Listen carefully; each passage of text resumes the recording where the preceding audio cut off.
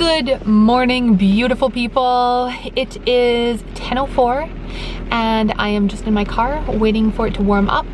I am headed today to my conventional doctor who works in downtown Vancouver on Cambie.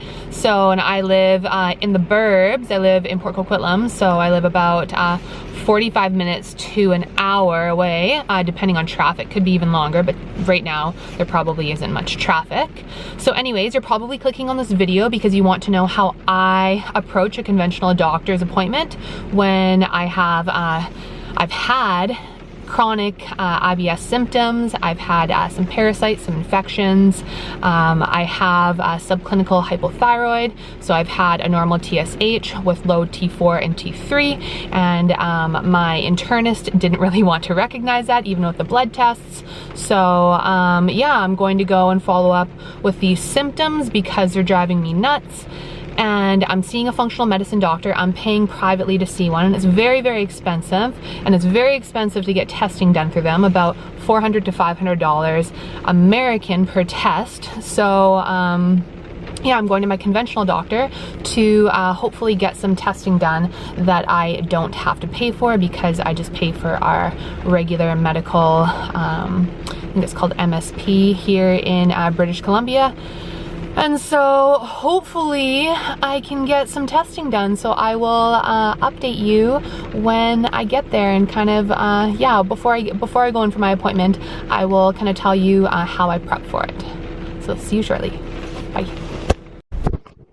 Oh hey, pro tip, when you are driving, download a podcast that I'm listening to right now. Well, download any one, doesn't have to be this one, but I'm listening to the MFCEO project, and this is a entrepreneurial podcast, and it's real good, and it makes driving so much more fun and enjoyable. Sometimes music does too, but anyways, I'll be right back at you. Bye.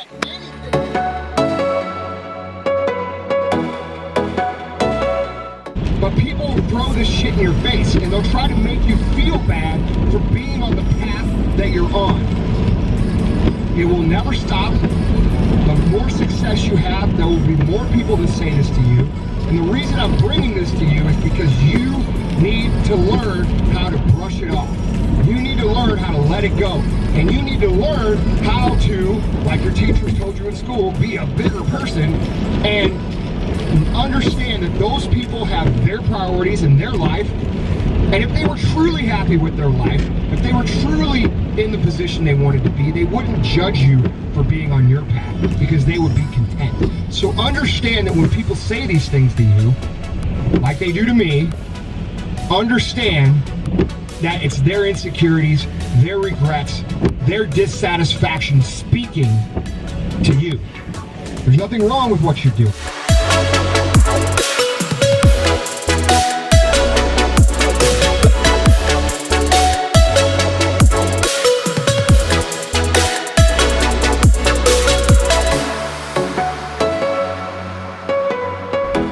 Why hello, and it is I want to say like 35 minutes later. I made it here so quickly. My appointment's at 10:40 and it's 10:42, so I got to get my ass in gear. But I just wanted to tell you how I prepare for a doctor's appointment. So beforehand, I usually kind of make an inventory of my symptoms and then thoughts on what I think it would be, and then I just kind of nonchalantly, I tell my doctor my symptoms and then kind of ask like, hey, I've been having this gas and bloating, like I don't know if maybe a stool test would be ideal to see if I have anything going on in there.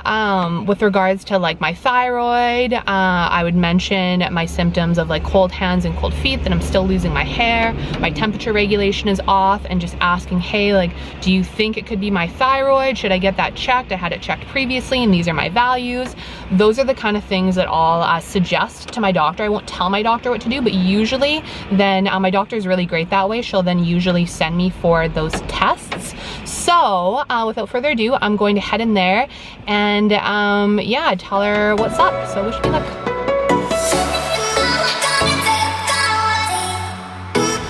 Alrighty, I am finished, and that went fairly well. I am fairly happy with how I came out of there. I've come out with a bunch of tests. which is exactly what I wanted, and very helpful. But at the same time, yeah, it was very interesting. I showed him this doctor. So my one doctor, my main doctor, is on maternity leave. So I usually see a female doctor, but I got to see a male doctor this time who I've never seen. And yeah, he was helpful, but he also said about my tests that I've gotten done through my functional medicine doctor that they don't really put much value on those tests, just because in Western medicine they don't use those tests. And he said that they're very, let's say, science and evidence-based, which I would argue that functional medicine doctors are as well. But he said you'd be hard-pressed to find evidence or scientific evidence with a well-constructed study that would support the findings in my tests, namely my like my parasite, the parasite testing, my stool testing, that also tests for like my bladder function, fats being in the stool, gluten sensitivities, that sort of thing. He said they put very low value or emphasis on those tests because they just don't use those in Western medicine. And another point that he made was regarding the thyroid, and I told him about my thyroid and how I initially had regular TSH levels, but when I had my thyroid further looked at and had my T3, my free T3 and free T4 levels tested, those came back below normal. And I've since then been taking natural desiccated thyroid through supplements from my functional medicine doctor, and then had my thyroid retested, and my TSH, yes, is now low because I'm taking those, but my T3 and T4 are also low as well. So it's kind of confusing, and I'm still having thyroid symptoms, cold hands, cold feet, poor body temperature regulation, etc.